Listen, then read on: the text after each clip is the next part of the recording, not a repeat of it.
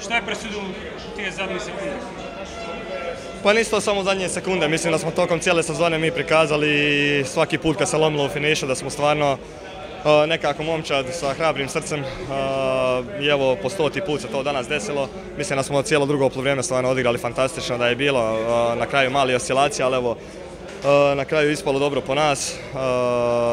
Ušla je ta lopta od Cindre i stvarno svaka čast, uradili smo ono što smo htjeli, to je da dođemo u finale i mislim da smo zaslužili ove godine to. Znači, ima pravda sportska, site izgubili sezoni, site ova svega se vrati, znači vredalo? Pa normalno, svi smo, evo, znate i sami koliko smo živjeli za taj Final Four, pogotovo sad za finale i ovo to se ostvarilo. Hvala Bogu i sve ono što nam se odbijalo od glavu zadnje 3 godine, mislim da se vratilo danas sa ovim zadnjim šutom. Utre kako protiv Barcelona? Pa sigurno sigurno, najjača su ekipa na svijetu, to je, odnosno u Europi.